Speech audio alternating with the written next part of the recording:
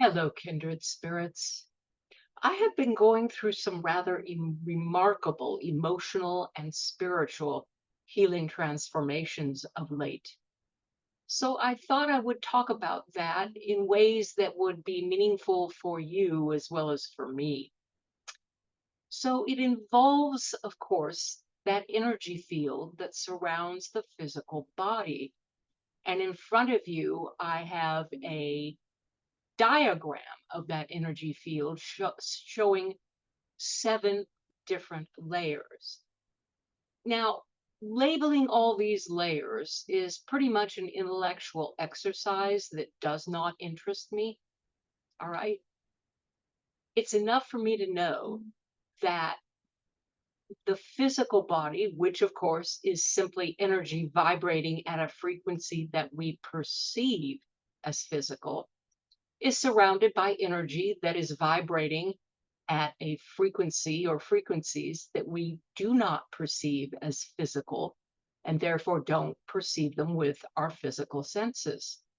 But they're there nonetheless. They're called subtle bodies. And the only reason they're subtle, again, is simply because neither our physical senses nor any machine that we have can pick up and detect their energies. Seth called this the tissue capsule, and that makes sense to me. It surrounds you even before you're born, it surrounds the growing embryo that will one day become a human being.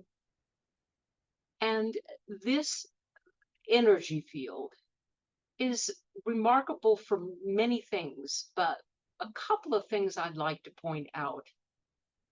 First, this is what you perceive through, all right? This energy field surrounds your physical body, and you have emotions and issues and self judgments and vows to yourself that distort this energy field so that your perception of anything, a relationship, an event, world affairs, whatever, will be unique to you. No one perceives two things in exactly the same way because we are not die stamped widgets. We are unique souls with our own unique vibrations and issues. And so we perceive through our unique field of energy in unique ways. All right. That's why, in trials they talk about how eyewitness testimony is unreliable. Well, yeah, it can be if the eyewitness is perhaps not being truthful, but also simply that people will perceive what is called the same event in different ways because they have unique energy fields surrounding their physical bodies. All right.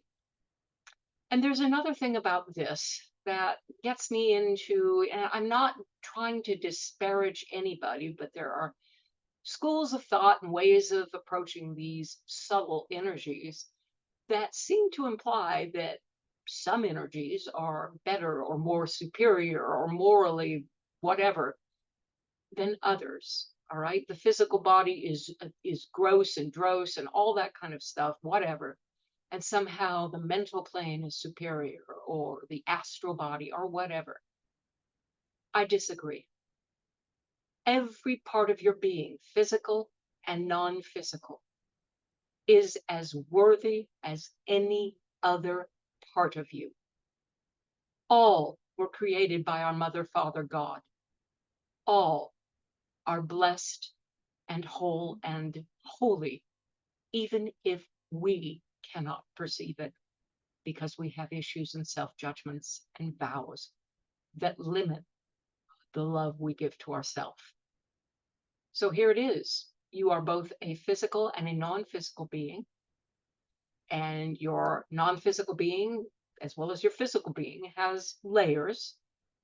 You can examine the layers you want, and if you look at this little drawing and labels around the internet, there are lots and lots of places you can find discussions on what each of these layers is and what its purpose is and everything. Me, hey, I'll just take it as a whole and know that for me at least, I needed to heal.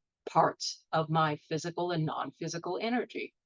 And of course, this is where this whole talk is coming from, my remarkable emotional and healing and spiritual healing transformations. So next time someone asks you which came first, the chicken or the egg, you can say neither, the energy. Until next time, vaya con Dios.